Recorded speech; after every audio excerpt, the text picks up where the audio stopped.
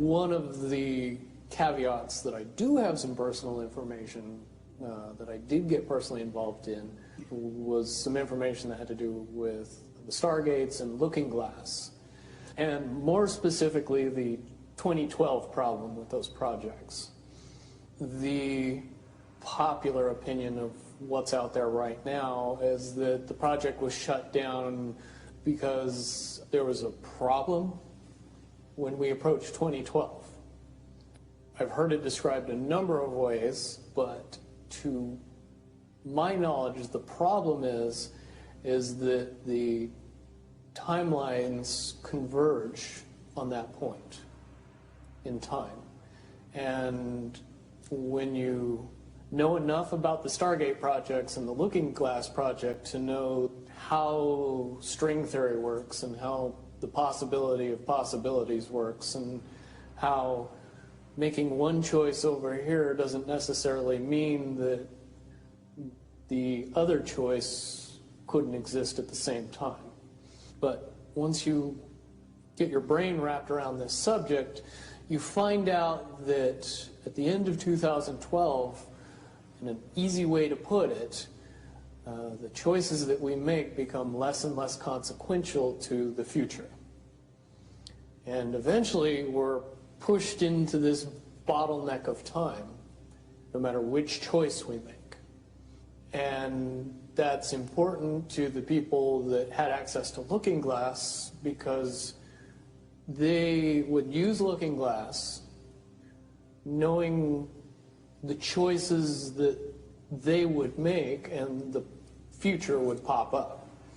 The big mistake was coming up with the possibility of future. And when we started using a computer to say, well, if we make this choice, it's 79% possible that this scenario happens, and 23% are possible, or whatever, using round numbers, that this scenario would happen. The understanding at the time was that was realistic. However, if you go down the road further and free will continues to exercise itself on this game, that 79% possibility sometimes changes very, very fast. But if you look at the situation in a point of time, it seems very realistic that that's the greatest possibility. What happened was people, very smart people, began to figure out that something big was coming up.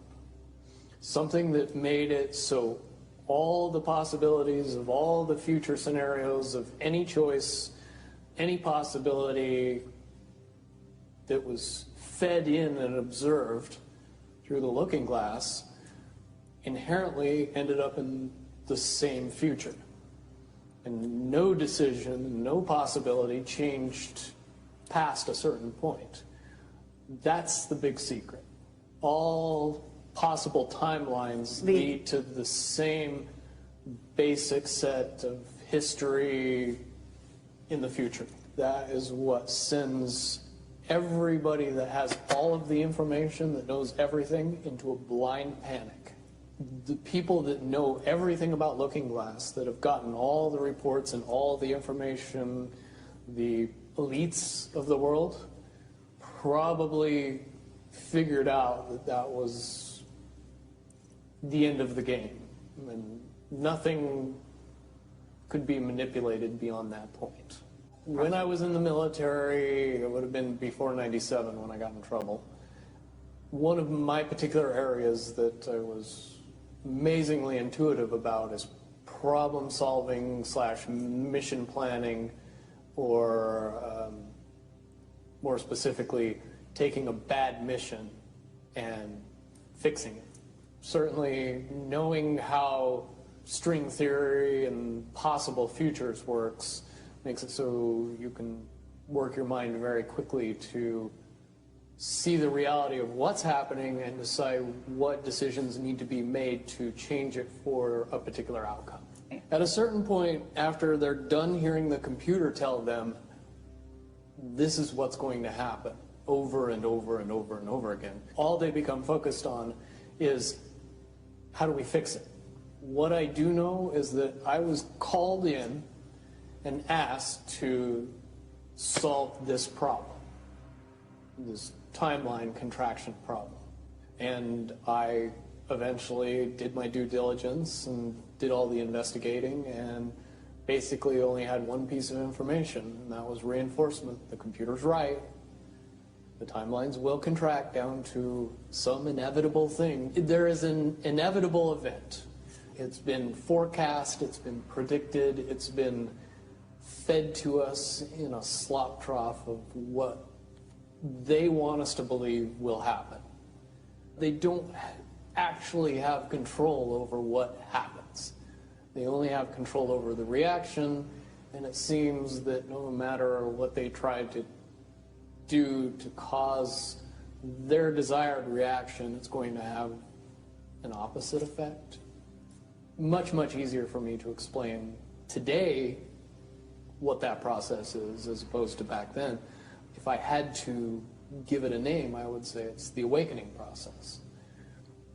It's an evolution of consciousness that cannot, will not, and no matter what decisions or possibilities are injected into the equation, eventually it all resolves down to us all learning the truth and becoming aware of this massive dam of lies that has been built that keep us from knowing massive volume of information that we should otherwise possess. Essentially what happened with Looking Glass, not only did they not want people to use it anymore because they knew it was just going to burp out the same thing, but at the same time they didn't want anybody else to know what it was saying, I'm sure. Because that information was a monumental concern when I was in the military about how to prevent this inevitability. Now, at first I thought it was end of the world. Now I see end of the world as end of their world. The biggest cherry on top of all this conversation would be a synopsis to say that if I could convince everybody out there that for all intents and purposes, what we believe to be true eventually becomes true. If somebody convinces us that a major disaster is going to happen in the very near future, a major disaster happens in the very near future. If we don't buy into that fear and accept that there's really nothing that we know is going to happen, and accept of whatever happens, that makes the convergence of the timelines happen as naturally as possible. Any attempts to try to go away from this one inevitable conclusion, I again see as a new beginning, an end of this reality, the beginning of something that we can't even possibly understand based on the level of our beliefs currently.